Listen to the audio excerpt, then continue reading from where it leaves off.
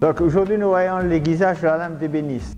Une lame d'ébéniste qui coupe devrait faire un copeau légèrement plus fin qu'un copeau de rabot, comme ceci.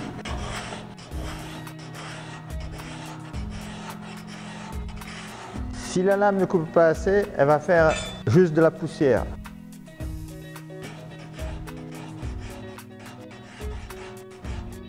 Donc, elle doit être réaiguisée. Nous allons voir l'aiguisage de la lame d'ébéniste.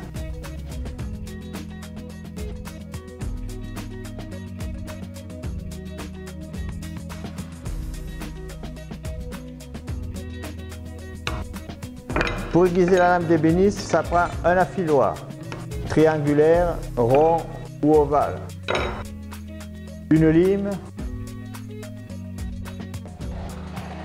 et une pierre à eau.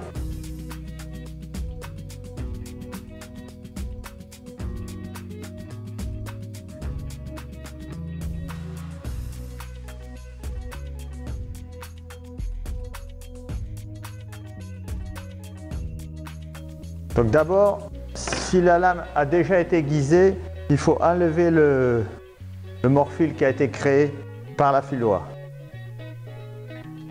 En tenant l'affiloir à plat sur la lame, on vient enlever le morfil qui a déjà été créé. La lame d'ébéniste peut être aiguisée tout autour, sur les deux côtés. Donc là, on va faire juste un côté. J'enlève le morfil pour ensuite le limer et recréer un nouveau morfil. D'abord, je l'enlève.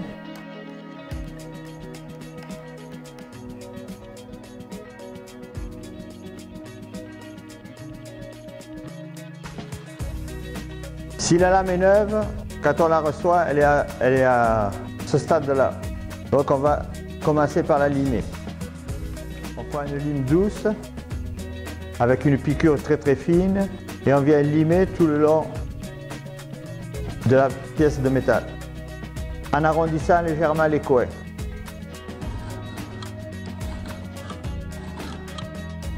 Bien sûr, il faut que la lame soit solidement tenue par un étau pour pas qu'elle puisse fléchir.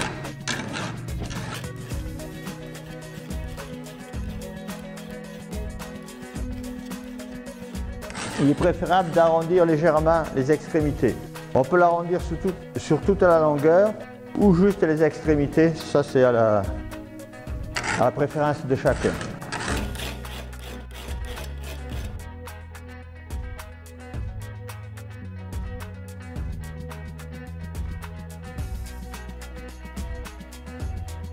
La lime vient créer un petit morfil de chaque côté. Il va falloir enlever ce morfil pour rendre l'arête vive, sans aucun morfil, sans aucune trace de lime. On va faire ça avec la pierre à eau. Avec une pierre à eau fine, le grain le plus fin, qu'on va fixer solidement dans l'étau. On vient d'abord passer la lame à plat sur la pierre.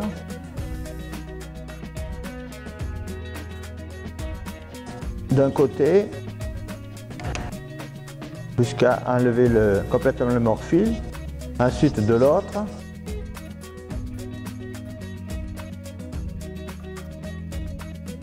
S'il reste du morfil, on continue jusqu'à ce qu'il ait complètement disparu.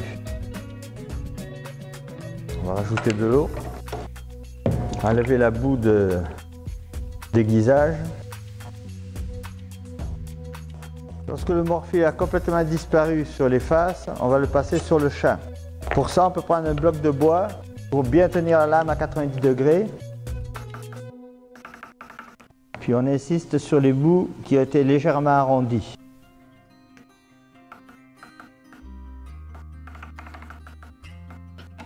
On va rincer la pierre.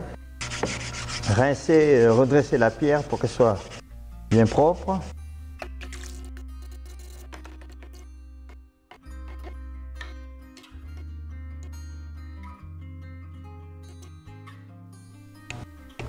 On passe plusieurs fois à plat et plusieurs fois sur le champ de la lame.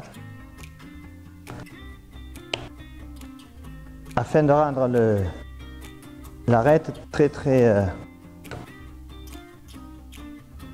droite et qu'il n'y ait plus de traces de lime.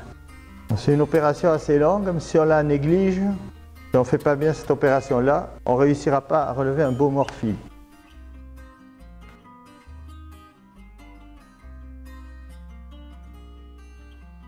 Voilà. Un dernier coup à plat. Et on est prêt. Voilà.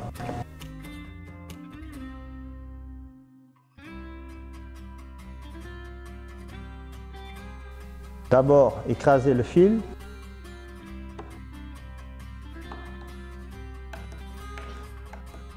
À ce stade-là, on peut venir mouiller la filoire pour qu'il glisse bien sur le métal. On part de la pointe de la filoire, on tient fermement le racloir, puis on vient soulever la fibre de métal.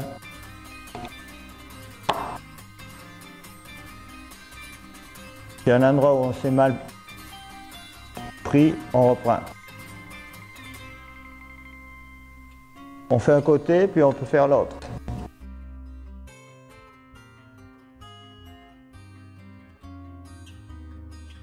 Voilà.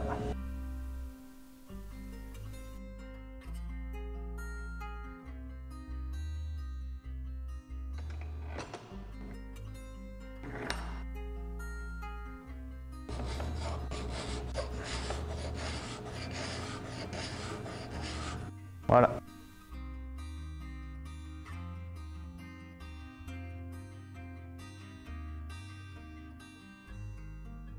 Lorsque votre lame est aiguisée, afin de ne pas endommager le morfil que vous venez de créer, faites-vous un petit étui en papier dans lequel vous pouvez glisser les différentes lames d'ébéniste que vous avez. Certaines vont être rondes, d'autres vont être droites, d'autres vont avoir des formes particulières. Donc vous faites un étui en papier avec différents compartiments pour ranger chacune de ces lames-là.